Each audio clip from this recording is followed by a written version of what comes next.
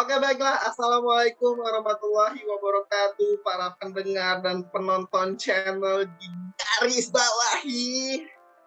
Dan selamat datang Bung Rahman. Anda bingung bahasa basinya ya.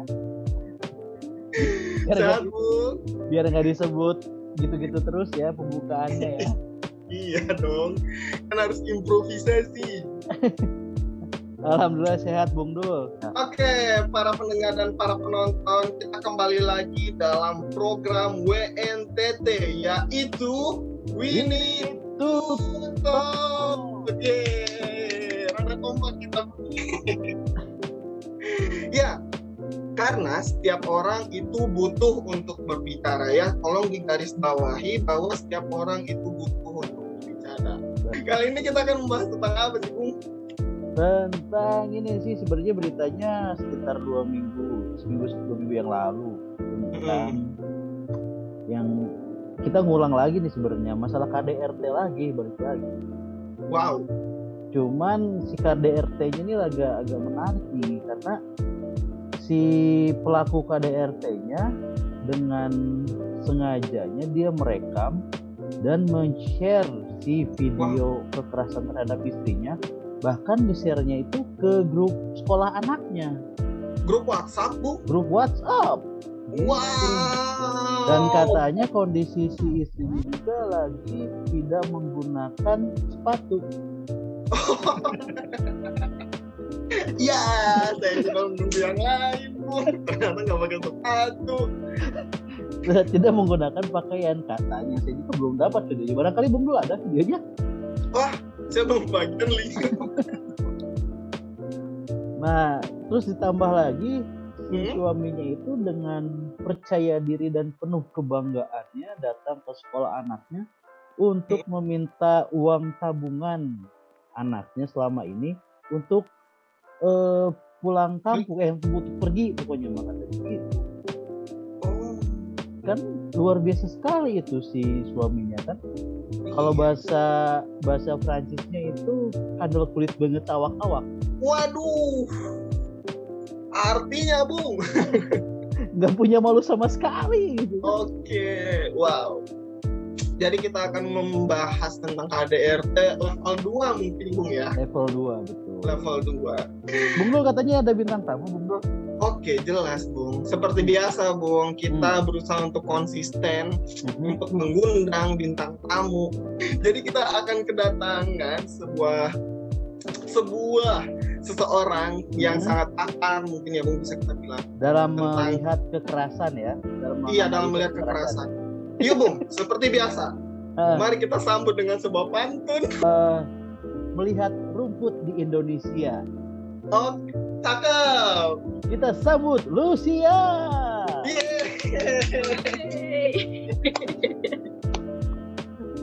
Bisa banget ya, Pak ya. Iya dong. Memang jiwa-jiwa kabaretnya tuh masih ada gitu. Kan ya. Aduh. Keren emang keren. Nah, jadi gini sis, kan sebagai seorang pakar ya dalam bidang kekerasan subidang KDRT level 2. Jadi bagaimana sis pendapat sis mengenai kasus KDRT yang dimana si pelaku ini malah menyebarkan sis? Baik. Sebenarnya kalau untuk masalah KDRT itu kan bukan suatu hal yang aneh gitu kan ya, makanya sudah banyak apalagi di negara-negara berkembang seperti Indonesia ya. Nah, tapi yang mungkin membuat berbeda ini adalah dia sambil menyebarkan video-video ya, maksudnya bukan asusila sih sebenarnya, video kekerasan tapi dalam ide tidak menggunakan pakaian. Itu sih sebenarnya yang agak berbeda dari kasus-kasus lainnya seperti itu. Sebenarnya pas lagi lihat juga kaget karena ini terjadi di Bandung juga ya Bapak-bapak. Oh, Bung ya. Jadi ini sebenarnya kaget juga karena terjadinya juga di Bandung, dan setelah dibaca sih sebenarnya ada 2 berita yang mengucapkan atau menuliskan itu. Yang pertama, dia mengirimkan itu video istrinya tidak menggunakan pakaian. Tapi yang kedua adalah video kekerasan istri yang tidak menggunakan pakaian. Aku nggak tahu nih yang benar kira-kira yang mana antara 2 itu. Tapi dua-duanya itu sama aja untuk kayak mengancam si korban kan, untuk misalkan dia bisa tunduk ataupun mengikuti kemauan Patuh. si suaminya, patuh kayak gitu kan. Karena kalau misalkan kayak ya namanya dalam kasus KDRT itu kan pasti ada yang dominan dan ada yang tidak dominan gitu kan. Dan yang tidak dominan ini kan pasti ditekan banget gimana caranya biar mengikuti keinginan si orang dominan ini gitu. Dan pasti itu sangat membuat tidak nyaman sekali. Apalagi itu terjadi di lingkungan keluarga, di mana lingkungan keluarga sendiri kan seharusnya lingkungan yang membuat kita nyaman, yang membuat kita bisa explore dengan diri kita dan lain-lainnya, malah ini membuat lingkungan yang menakutkan, yang menjadi ancaman untuk diri kita sendiri gitu. Kalau misalkan memang terjadi kasus KDRT ini sebenarnya sangat sedih banget ya kedengarnya gitu. Betul. Jadi serius sekali saya ini. Nggak apa-apa. Gitu maksudnya jadinya apalagi cewek gitu kan. Dan untuk saat ini apalagi banyak kasus-kasus serupa, mau itu yang sudah menikah ataupun yang belum menikah gitu. Nah, balik lagi sih ke konsep home dan house gitu. Kalau misalkan house itu kan adalah sebuah rumah, sebuah bangunan. Tapi kalau bukan home kuda ya.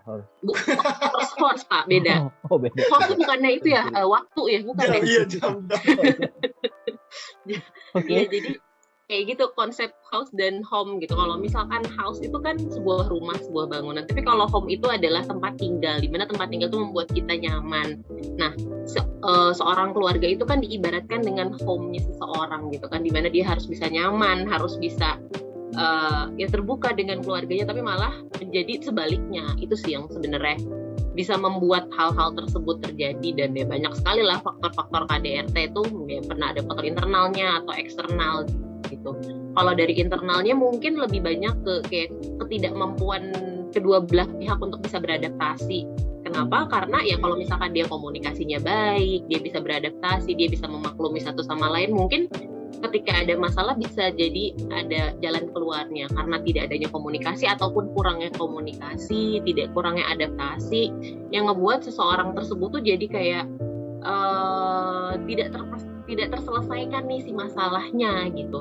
Nah, kemudian kalau misalkan yang kayak faktor eksternalnya kan lebih ke keluarga, kadang dari mertua, misalkan karena saya belum punya mertua juga ya Pak. Oh, belum. Saya belum tahu nih sebenarnya. Jadi para pendengar dan penonton yang butuh, yang pengen memberikan mertua, ada nomor di bawah ini. nomor di bawah ini. Jadi ya kayak gitu. Jadi sebenarnya banyak faktor juga sih yang akhirnya menyebabkan si KDRT itu bisa terjadi. Karena kalau misalkan kita bahas dari kasusnya sendiri itu sangat subjektif banget gitu. Dan untuk saat ini pun kita belum tahu sebenarnya kebenaran kasusnya itu sebagaimana. Karena tadi kan ada yang bilang tadi dua hal itu, ada yang bilang videonya doang, ada yang bilang kekerasan video tanpa menggunakan busana gitu kan. Sebenarnya itu, dan yang akhirnya mengakibatkan si KDRT ini merugikan keluarga dan tentu juga anak gitu. Karena saya baca juga di beritanya, yang si anaknya sendiri jadi korbannya itu adalah gurunya sih, guru TK. Misalkan seperti bapak ya, guru TK, ada anaknya tuh dateng misalkan harusnya pakai baju olahraga, dia pakai batik misalkan kayak gitu. Jadi disebutkan sih sebenarnya, jadi kayak anaknya itu tidak menggunakan pakaian sesuai dengan aturannya. Kemudian misalkan harusnya datang jam 8 malah datang jam 12 siang. Kemudian setelah itu anaknya tuh kayak kalau misalkan bercerita dia jadi semakin ketakutan gitu, karena misalkan dia takut akan sosok ayahnya. Mungkin apakah dia di rumah melakukan KDRT hanya ke orang seistrinya saja atau ke anaknya, kan kita nggak ada yang tahu juga. Jadi sebenarnya faktor tersebut itu mempengaruhi banyak hal juga gitu ya, terutama keluarganya sendiri, lingkungan kecilnya gitu sih. Ya, Bapak-bapak, luar biasa sekali penjelasan. Oke, mungkin Terima kasih untuk para pendengar semua. Sudah diborong. sudah jelas semua sepertinya. udah beres ya? Beres. Udah cukup. Gitu sih. Iya, benar.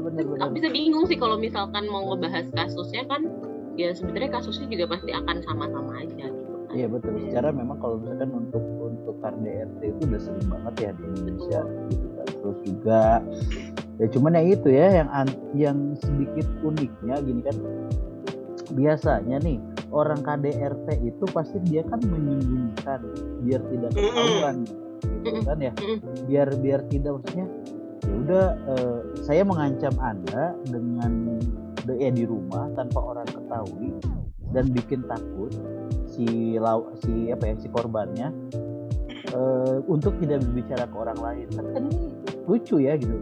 dia sengaja menyebarkan gitu. Itu bukannya malah menjadi ketahuan ya, maksudnya akhirnya jelas si pelakunya siapa gitu. Iya. Istilahnya itu dia habis copet terus datang kantor polisi, Pak saya nyopet Pak. Nggak Menyerahkan lucu, diri. menyerahkan diri gitu. Bener. Gimana Sebenarnya tuh kemungkinannya tuh? yang berbeda itu adalah kenapa dia malah menyebarkan video itu gitu kan. Makanya jadi kayak ya nih gue nih bahwa pelaku KDRT dan lain-lain, tapi mungkin kalau dilihat dari sudut pandang lainnya mungkin itu adalah sebuah ancaman gitu loh. Jadi kayak ancaman untuk si istrinya, kalau misalkan dia tidak menuruti kemauan suaminya, ini mungkin ya, kalau misalkan dia tidak menuruti kemauan suaminya, mungkin karena dia dengan mengirimkan video tersebut akhirnya istrinya jadi takut dan akhirnya mau mengikuti, mungkin seperti itu. Tapi bisa jadi juga mungkin ada kelainan, tapi kita nggak tahu juga ya kalau misalkan kita bahas dari sisi psikologi, karena saya bukan psikolog juga, mungkin bisa jadi kan ada tuh yang namanya kayak, ini takut salah sih sebenarnya, tapi dicoba kayak misalkan eksibisionis, kayak misalkan dia itu memperlihatkan untuk mendapatkan kepuasan. Nah mungkin bisa jadi seperti itu juga, tapi di hal yang berbeda seperti itu sih sebenarnya. Tapi ya kita nggak tahu juga apa motif dia harus menyebarkan hal tersebut. Betul. Ya kalau misalkan ya itu kan maksudnya dia menyebarkan. Terus kalau misalkan mengancam kayaknya gitu ya, sok menurut nggak? Kalau nggak di-share nih, kalau nggak di-share gitu ya. Oh sok aja kalau berani kan itu nih. Udah berani, share aja gitu. Dan tapi dihapus kembali loh video itu. Jadi kalau dibaca di beritanya sih dia sudah mengirimkan dan akhirnya dia menghapus kembali video tersebut. Dan itu jadi dan itu dia ngirimnya pakai akun istrinya. Jadi orang-orang tuh curiganya bahwa istrinya mengirimkan, awalnya seperti itu. Tapi jadi nggak tahu tuh tindak lanjut itu. Ini untuk mempermalukan diri istrinya sih mungkin. Oke. Alibi ya, buat alibi. Ya terus juga kan dia datang juga dia ke sekolah dengan terang-terangan, terus dia marah-marah juga ke sekolahnya kan ya. Minta duit lagi kan? Minta duit lagi, ngambil tabungan anaknya gitu kan. Ya. Tapi maksudnya gini, ya kita beropini aja nih. Kita berpikir liar aja gitu. Atau mungkin ya tadi kan masalah tadi Lucia juga bilang ada masalah komunikasi dan permasalahan yang belum selesai, akhirnya tidak tersampaikan dengan baik, akhirnya seperti itu. Mungkin nggak sih ada kekecewaan dari seorang, kan gini ya, kita akan selalu gini, umumnya masyarakat melihat sisi yang jadi korban adalah perempuan, bener nggak? Bener banget. Bener ya. Tapi kita coba melihat nih, sebenarnya mungkin nggak sih sebenarnya yang pertama disakiti adalah suaminya? Atau hal itu terjadi gara-gara suaminya tuh memendam kekecewaan gitu ya, bisa jadi sehingga terjadilah. Sebenarnya dibaca di beritanya lagi, jadi ada beberapa berita awalnya kenapa suaminya itu sampai berperilaku seperti itu karena dia itu cemburu melihat TikTok istrinya. Media sosial. Mungkin media sosial.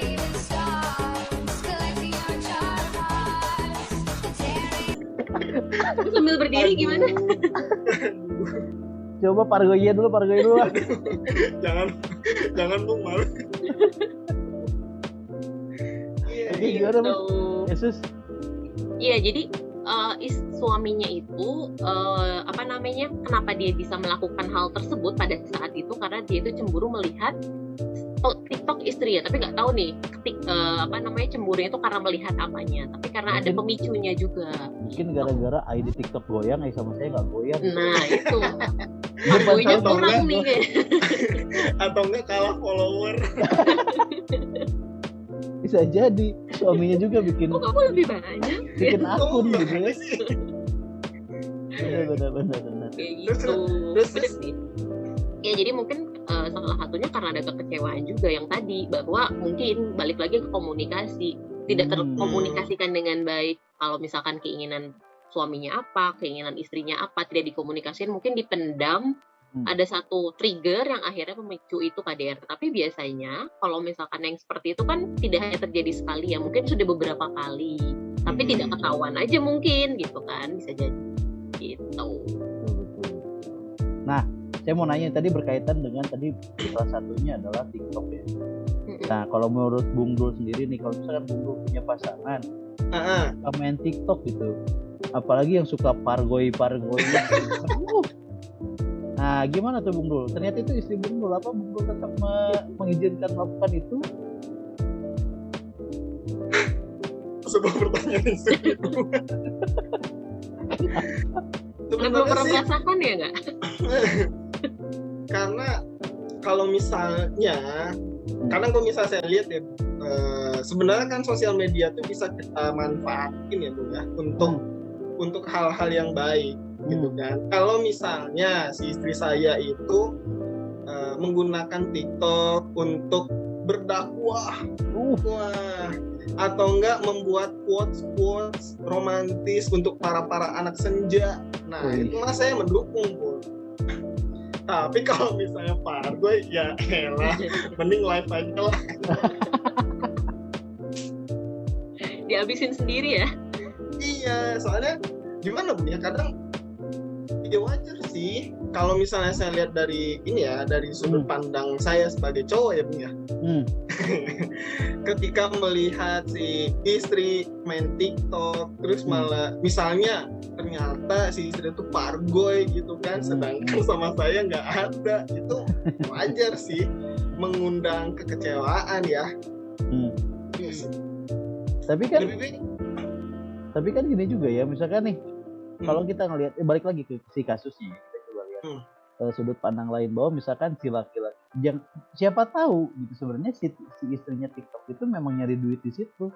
Oh iya. Karena kan maksudnya sekarang TikTok bisa jadi salah satu sumber mata pencaharian gitu.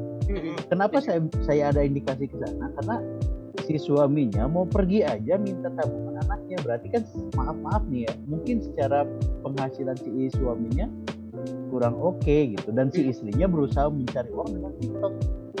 Nah, gimana tuh kalau Bung Dul? Bro, gimana tuh kalau ternyata memang si istrinya itu tujuannya nyari duit di situ, nyari buat kehidupan? Cara ngobrol berarti Bung. Nggak tahu suaminya bahwa istrinya nyari duit.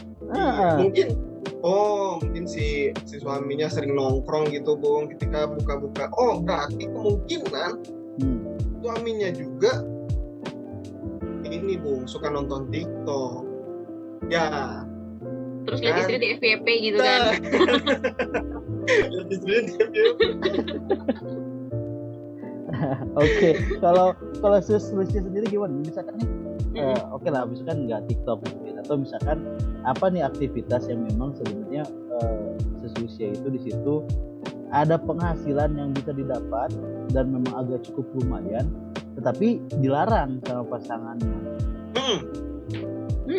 Cukup sulit. Apalagi mungkin ini terjadi di perempuan karir gitu kan, yang udahlah kamu di rumah aja, aku bisa kok ngehidupin kamu. Ngehidupinnya kan, tapi kan tetap aja yang namanya perempuan ingin memberi misalkan ke orang tua atau memiliki diri sendiri, minimal untuk make up sendiri lah, nggak usah minta laki gitu kan, kayak gitu. Ya. Mungkin saya sebagai perempuan yang bekerja juga mungkin lebih banyak didiskusikan sih sebenarnya. Lebih ke, kalau misalkan di aku sendiri sih lebih ke alasannya kenapa tidak boleh bekerja. Misalkan kalau misalkan alasannya karena ya udah aku bisa menghidupi kamu bla bla bla bla, kan gitu kan laki ya biasanya. Belum pernah kan ya. Jadi belum masuk tahap itu. Jadi ya mungkin seperti itu. Bung Dul. Bung, pikirannya gini. Kamu kenapa nggak boleh kerja? Nggak boleh gini. Tapi boleh ya main TikTok please. Mau pargoy. Lanjut sis. Kalau di aku sih lebih ke dikomunikasikan terlebih dahulu aja sih sebenarnya alasannya kenapa, keinginan kitanya seperti apa. Nanti kan pasti akan ada jalan tengahnya, apakah misalkan diperbolehkan tapi dengan batasan apa misalkan, atau misalkan yang nggak disuka dengan perempuan bekerja itu apa. Karena kan sebenarnya niat kita tuh kan baik ya, untuk membantu ekonomi keluarga misalkan, walaupun misalkan ya nggak kurang juga, tapi kan tetap aja biar ada saving dan lain-lainnya gitu sih. Atau misalkan boleh nggak kerja, ya udah bulanannya ditambah gitu kan. Gitu. Jadi ada jalan tengahnya sih sebenarnya. manuver yang sangat menarik. Gitu sih Pak. Jadi tetap ini ya, maksudnya ketika memang tapi kalau misalkan sampai benar-benar dilarang, ya kan gini lah, mungkin ya kita coba balik lagi ke asumsi dan beropini bahwa misalkan jangan mungkin gitu kan, di awal sudah ada komunikasi antara si istri dan suami untuk si suami udahlah nggak usah kayak gitu-gituan, saya juga masih mampu dan lain-lain, tapi si istri itu khusus kayak gitu, akhirnya ya puncak kekesalan akhirnya terjadilah hal seperti itu gitu. Nah ketika kondisinya kayak gitu gimana sis gitu, maksudnya yang memang benar-benar si suaminya tuh ya pasangan Anda itu sebenarnya nggak mau gitu. Ya sebagai istri kan memang seharusnya kita dalam mengikuti apa kata suami ya. Apa yang istri lakukan ketika itu diperbolehkan akan berkah, betul Bapak? Mantap kan ya? Masya Allah tabarakallah. Ya kayak gitu. Jadi kalau misalkan pun sudah dikomunikasikan dan memang akhirnya tetap nggak boleh, ya udah kan apa boleh dibuat gitu. Pokoknya tetap harus mengikuti apa kata suami. Tapi kan harus diketahui juga bahwa tidak semua perempuan itu passionnya itu misalkan mengurus anak, mengurus rumah. Tapi ada juga loh yang mungkin dia bisa merasa pride ataupun prestis dia itu ketika dia bekerja, ada pencapaian dan lain-lainnya. Nah itu sih benernya yang harus dikomunikasikan. Tapi ketika memang udah ketok palu nih udah nggak bisa, ya udah nggak apa-apa. Jadi sebenarnya kalau bagus sih dikomunikasikan di awal ya. Betul. Jangan sampai kaduhung nantinya. Kaduhung kan gitu. Tapi emang setuju sih Bung, jadi kalau misalnya ya seperti Bung bilang tadi kan emang harus dikomunikasikan. Dan kalau misalnya jadi laki-laki ya gak usah neko-neko banget lah. Kalau misalnya lu gak mampu mah ya udah tolong kasih izin. Berarti harus diredam dulu lah emosinya. Kalau misalnya lu mampu sikat bos kan. Jadi emang, tapi jangan lah. Yang lain ya. Yang lain masih ada Instagram live gitu. Bigo atau Mango gitu ya. Iya sih Bung, itu pendapat saya seperti itu Bung. Terus kalau nggak salah videonya tuh ada anak juga ya, pas kalau kekerasan tuh ada anaknya ya. Benar. Nah gimana ya maksudnya, apa sih yang memang melatar belakangi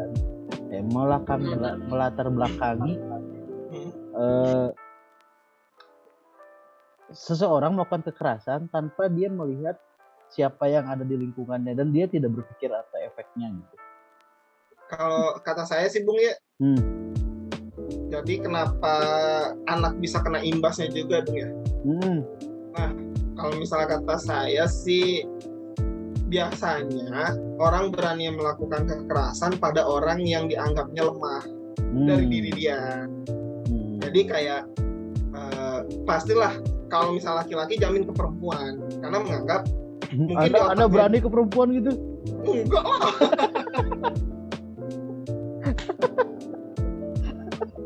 Takut nanti uang bulanan nggak turun. Jadi kan biasanya yang diincar tuh orang yang paling lemah menurut dia. Jadi biasanya sih ya kalau misalnya saya bilang ya, apabila laki-laki emosi dan kasar kepada wanita ya itu bisa dibilang laki-laki lemah Bung ya. Karena kalau misalnya mau lagi emosi gitu, carilah kegiatan-kegiatan yang menggunakan emosi. Mungkin seperti tinju potong pisang kan lumayan viral, salam jadi binjai. Itu kata saya sebuah penyaluran agresi yang merusak kebun orang namanya. Penyaluran agresi yang merusak kebun orang. Seterusnya gimana seterusnya? Kalau dari saya sih mungkin balik lagi ke self control dari si suaminya ya. Karena kan bisa dijelasin self control itu apa? Karena maksudnya kita kemampuan untuk mengontrol diri. Jadi simpelnya seperti akhirnya kita dapat bahasa keren lagi ya. Keren lagi ya. Biasanya gimana? Kita nggak ada isinya biasanya. Nggak ada. Ya, bisa menilai sendiri lah. ya balik lagi ke self control dari si orang tersebut gitu loh. Maksudnya dia sudah uncontrol lah jadinya gitu kan. Kenapa dia akhirnya bisa menyakiti perempuan dan anak gitu, yang notabene itu adalah yang harus dilindungi oleh dia sebagai kepala keluarga. Dan si self control ini kan letaknya itu ada di unconscious kalau kita belajar di psikologi, ya nggak? Apa tuh unconscious? Boleh? Apa itu unconscious? Unconscious itu adalah bagian dalam diri kita yang tidak disadari. Jadi si self control itu balik lagi ada di dalam unconscious kalau kita bilangnya di psikologi itu. Dan ketika si unconscious ini di saya susah menjelaskan ya nih jadi.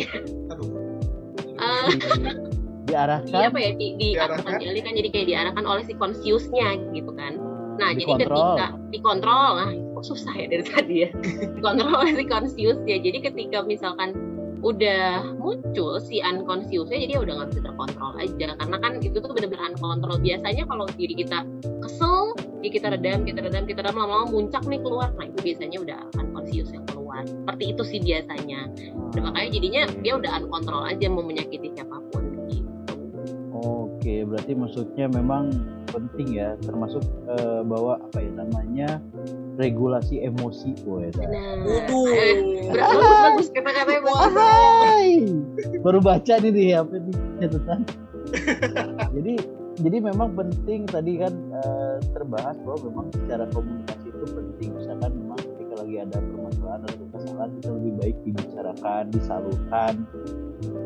Ya kata Bung dulu tadi ya, kalau emosi disalurkan lah, cari yang memang ada katarsis untuk penyaluran itu semua gitu, biar memang tidak menjadi seperti gunung berapi gitu. Kita meledak. Nah, ketika meledak itu yang sebenarnya yang jadi berbahaya ya. Itu bukan? Iya. Betul. Kalau misalkan ternyata permasalahannya adalah si lawan, si pasangan kitanya memang sulit gitu untuk memang diajak kita untuk berkomunikasi atau berdiskusi dengan hal-hal yang kayak gitu. Kan ada ya situasi kayak gitu. Gimana kira-kira? Pukul udah.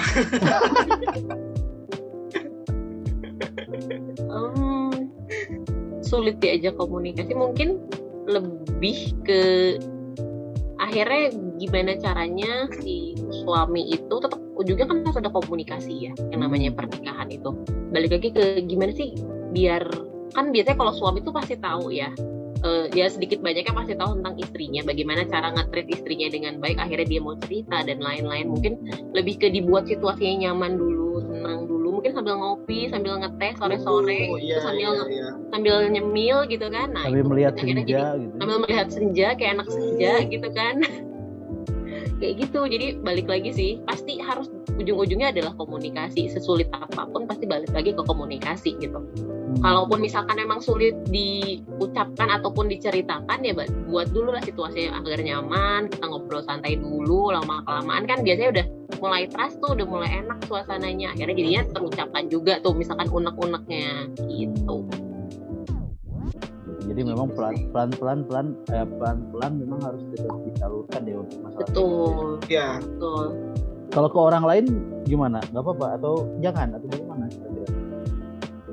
Maksudnya ke orang lain tuh? Iya, misalkan kita punya masalah nih dengan pasangan gitu. Misalkan ada satu hal yang tidak sesuai dengan apa yang kita harapkan dari pasangan kita. Tapi ya tadi kan kondisinya misalkan si pasangannya baperan gitu. Kamu itu apa kamu? Tiba-tiba marah. Apa gitu kan sumpah. Galak. Yang akhirnya untuk membuat komunikasi itu agak sulit. Apakah memang boleh atau jangan atau bagaimana ya baru ke orang luar misalkan? Kalau misalkan ke orang luar, balik lagi sih orangnya bisa dipercaya atau enggak, ya nggak sih? Dan itu ya. Setahu saya sih yang namanya aib suami kan tidak boleh diceritakan di luar orang lain ya. Jadi kayak udah cukup kita berdua gitu. Even itu adik, kakak, ibu, apalagi karena kan itu akan membuat pandangan negatif yang nantinya mungkin kalau kita udah kesel sekali kalau sebagai istri udah besoknya udah biasa lagi. Tapi kan kalau orang lain di luar diri kita, misalkan lingkungan sekitar kita kayak ibu, bapak, adik, kakak dan lain-lain kan akan melekat tuh. Oh ternyata orang ini tuh gini ya. Oh suami dia tuh gini. Oh istri dia tuh gini ya. Jadi alangkah baiknya sih memang diselesaikannya berdua gitu. Kalau misalkan memang dirasa sulit untuk bisa menyelesaikan, balik lagi kita harus tahu kalau di itu ada namanya coping strategi ya nggak sih? Apalagi tuh? Cara kami. Jadi intinya itu adalah lebih ke cara kita untuk mengeluarkan apa ya? Coping stres kita gitu. Jadi misalkan kayak kita stres, kita mengeluarkan si stres kita itu dengan cara yang lebih positif intinya gitu. Misalkan kalau tadi kayak kita kesel nih, kita pengen marah-marah, pengen nonjok-nonjok. Mungkin yang positifnya itu adalah dengan kita latihan tinju, dengan kita salam dari binjai misalkan kayak gitu. Atau misalkan ada lagi kayaknya kalau misalkan saya stres, saya harus jalan-jalan deh keluar misalkan. Atau misalkan cewek-cewek saya harus belanja nih gitu. Ya udah dialihkan gitu loh. Nanti ketika udah tenang lagi kan biasanya sudah bisa lebih berkomunikasi gitu sih. Tapi ada masukan lain mungkin kalau di saya sih baliknya komunikasi ya. Gitu. Bung Dul gimana Bung Dul? Mungkin itu ya seperti kata Ses Lucia tadi kayak healing dulu lah ya. Sekarang healing. Ya. Bikin chill dulu gitu ya. Chill, oke, santuy. Kalau saya setuju Bung kata Lucia tadi, emang kayak dikomunikasikan. Kalau misal mungkin sedikit tambahan ya, apabila berdua tidak bisa menyelesaikan itu, datangkan pihak ketiga atau pihak profesional. Wah, berisi. Benar. Security. Profesional itu. Mohon maaf saya jadi pihak ketiga nih di kantor. Apa saya harus dipanggil? Oh betul. Outsource pihak ketiga. Saya pihak ketiga outsource. Ya, itu betul. Mau outsource gitu gimana Bu? Di outsourcing kan atau gimana tuh Pak? Aduh. Ya mungkin pihak ketiga kayak mungkin psikolog atau ke lebih profesional ya. Lebih profesional menangani masalah-masalah yang terjadi pada dunia ini ya. Ya mungkin itu sih Bung ya. Tapi kadang biasanya jarang juga sih orang kayak gitu ya soal ngeluarin uang. Apalagi menengah ke bawah sih. Iya menengah. Belum aware gitu. Iya. Kalau tadi saya jadi teringat begitu misalkan tadi ya sama ya. Lucia sama Bung juga menjelaskan bahwa harus ada orang lain. Saya juga jadi tahu nih, jadi ingat salah satu cerita Nabi.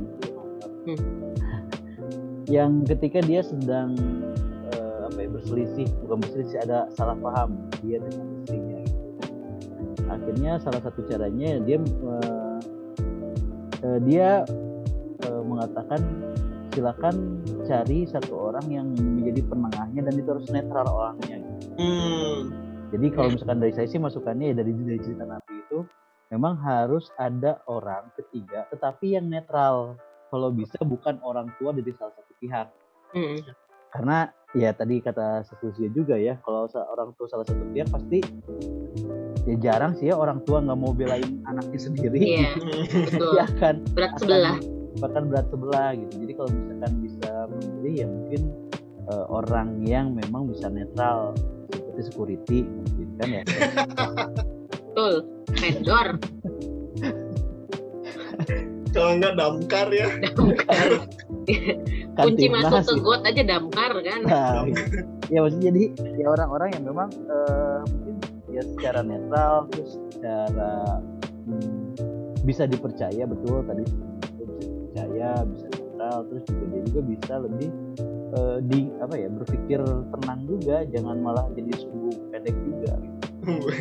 Nggak dibelain sih, cuma dimarahin dua-duanya. Kamu ini saya itu. Nah kalau misalkan nih ada ternyata yang si pelaku dan korban itu adalah teman dekat Anda, apa yang Anda akan lakukan?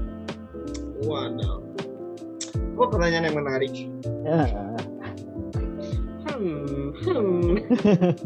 Ayo. Oh si pelaku. KDRT ya, kita bahas KDRT ya. KDRT. Jadi si pelaku, misalkan si istri dan suaminya itu adalah teman dekat Anda, dua-duanya Anda kenal dan dekat gitu. Bahkan mungkin Anda sebagai macomblangnya ketika mereka akan menikah gitu. Menyesal langsung. salah orang. Jadi nggak jadi punya batu bata di surga nih. Apa yang Anda akan lakukan ketika memang itu terjadi? Kalau setahu saya ya, kayak kalau misalkan di ranah bukan hukum sih, kayak misalkan kita mengetahui nih bahwa ada di lingkungan kita yang ada pelaku KDRT dan ada sebagai korban KDRT. Nah kita kan wajib untuk melapor ya. Seperti itu. Yang pertama itu adalah melapor. Kenapa? Karena kalau misalkan kita selesaikan sendiri, apalagi keduanya itu dekat dengan kita, pasti akan condong berat sebelah nantinya. Apakah membela perempuan atau membela laki-laki, sangat subjektif banget nantinya. Betul. Nah lebih baik mungkin mencari pertolongan, apakah misalkan ke kepolisian ataupun misalkan ke Komnas HAM gitu kan, Komnas Perempuan dan lain-lain. Mungkin itu lebih akan menyelesaikan masalah dibandingkan kita turun tangan langsung menyelesaikan masalah mereka berdua yang belum tentu. Misalkan dari si A ada ini ceritanya, dari B ini ceritanya, liar langsung kan gitu mah. Gitu. Kita yang panas, kita yang emosi nantinya. Itu sih, lebih ke mencari bantuan dari pihak lain, pihak ketiga. Security komplek misalkan, kalau mereka berantem kan. Gitu. Oke, jadi memposisikan diri tetap di luar ya sebenarnya. Iya. Tetap di luar ya. Betul. Tapi mencoba membantu mencarikan orang yang tepat. Betul.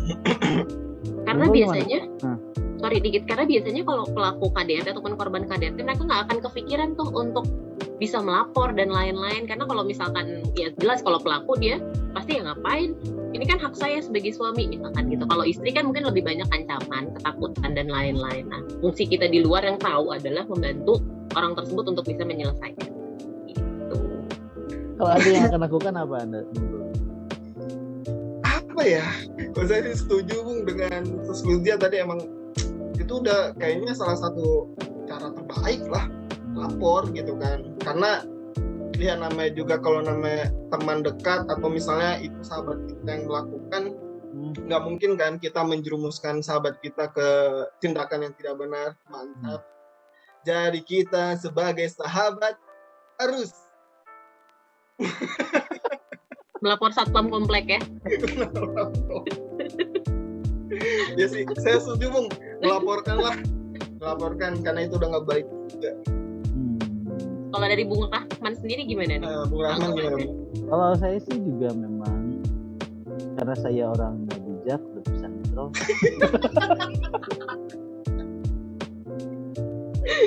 Saya akan datangkan pemuka agama Iya, dua-duanya. dan tokoh daerah gitu. Kalau bisa bawa infotainment biar mereka malu. Iya. Diliput sok bukan RT kita shoot kan. Gitu kan. Jadi nah kan bawa juga Kak Seto mungkin buat nyelamatin anaknya gitu. Waduh. Benar-benar ya. Seru sekali Bung ya pembicaraan kita kali ini. Ditambah lagi narasumber. Emang kali ini sesuai lah ya Bung sama apa tuh namanya? Sama backgroundnya sesuai banget gitu. Iya, buku-buku terus sebagai pakar. Iya benar ya. Kalau saya kan batu-batu, kalau Anda kan polos kosong ada isinya. Kalau kosong seperti diri Anda ya. Kosong. Nih Bung, background saya adalah isi otak saya. Ini kan backgroundnya menggambarkan karakter kita kan gitu.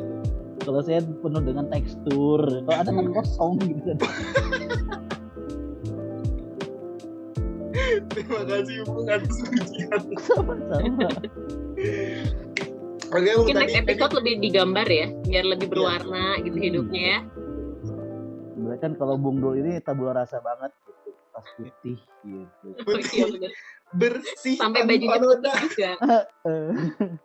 Jadi mungkin bisa kita simpulkan kalau misalnya sebuah kasus tadi itu menggambarkan bahwa ada permasalahan sebenarnya pada suami istri itu ya jelas lah KDRT pasti ada masalah ya, tapi tidak terselesaikan karena mungkin bisa dibilang komunikasinya yang kurang lancar, sehingga ditambah lagi tingkah laku suaminya yang juga menyebarkan, yang mengakibatkan sebenarnya merugikan semua pihak ya.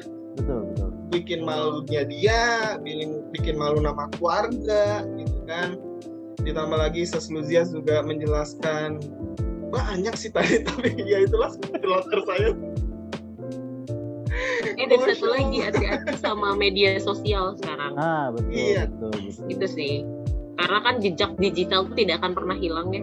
Mungkin sudah dihapus tapi di yang lain masih ada, jadinya kan share link kan. Itu berarti sebuah pesan juga bahwa harus bijak lah dalam menggunakan media sosial. Dan kalau ada yang punya linknya silakan terus komen. Iya. Penasaran. Harus kepo ya. Kepo kan, maksudnya sebenarnya video. Ya pasti ya kan kita melihat ya apakah Iya. ada kekerasan atau hanya video saja tidak menggunakan busana. Iya, dan yang saya takutkan adalah ini sebuah permasalahan yang digoreng oleh media. Konspirasi. Aduh. Betul. Takutnya memang berat. takutnya memang sebenarnya itu apa ya, tidak sebegitunya, tapi ya karena ada keganjilan yang terjadi gitu kan. Betul. Kekerasan mengiram video kekerasan, melakukan kekerasan kirim video ke sekolahnya tapi dia datang ke sekolah, itu kan nggak wajar gitu bagi orang yang memang secara berpikirnya normal tuh.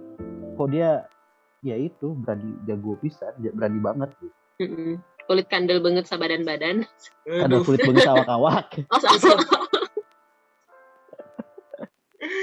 Ya tadi mungkin Sesluzia juga sudah menjelaskan juga ya bahwa ada beberapa tips lah mungkin ya untuk pasangan apabila bermasalah silakan perbaiki komunikasinya. Mungkin bisa dibilang apabila semuanya lagi panas coba direm dulu gitu kan, di chill dulu lah, santai dulu gitu kan, kayak temukan lagi coping strateginya. Temukan dulu coping stresnya sehingga stresnya sudah mereda, jadi bisa diobrolkan dengan baik-baik. Dan juga tadi juga bijak dalam menggunakan sosial media, dan juga apabila kedua belah pihak udah tidak bisa menyatu, tolong hadirkan orang ketiga ya. Di sini konteks orang ketiganya sangat positif ya Bung ya, bisa membantu. Benar. Ya. Bukan selingkuh. Sebagai penengah. Bukan selingkuh. Makin ambiur permasalahan kalau yang datang selingkuh. Bubar langsung. Ya, orang ketiga mungkin seperti psikolog atau misalnya pemuka agama gitu kan. Benar. Komplek jangan lupa. Komplek. Dan kalau misalnya hal itu terjadi pada kerabat Anda, segera laporkan, karena tindakan KDRT itu kayaknya tidak ada positifnya deh. Jadi emang harus orang yang berwenang ya Bung ya, yang untuk menanganinya. Mungkin itu aja. Bung Rahman, terima kasih banyak Sesluzia sebagai pakar pengamat kasus dan kekerasan. Level berapa? Naik level nggak gue? Level 2, nanti kalau misalnya ada level 3 kita undang lagi. Agak pedes lagi, lebih pedes lagi. Agak lebih pedes lah, tertarik ketiga. Oke. Baiklah para pendengar dan penonton, jangan lupa like, comment, and share, dan juga nyalakan subscribe ya. Jangan lupa subscribe. Dan kalau misalnya ingin tahu Sesluzia lebih lanjut, nanti silakan follow Instagramnya. Siapa tahu tadi kan Sesluzia lagi cari calon mertua. Calon mertua. Jadi siapa, sudah terlihat kan bahwa Sesluzia ini orangnya seperti apa. Jadi silakan follow Instagramnya, dan jangan lupa nyalakan lonceng, karena ketika lonceng menyala maka waktu jam pulang sekolah. Yang ditunggu-tunggu. Itu saja. Terima kasih masih banyak. Gak kreatif aja, masih banyak lonceng kita pulang sekolah doang. Pulang kantor masih pakai lonceng nggak sih? Tukang es lewat. Udah bel sekarang. Oh iya, tukang es nanti dipakai. Oke, terima kasih banyak Bung Rahman, terima kasih banyak Sus Luzia. Kami pamit. Dah. Assalamualaikum.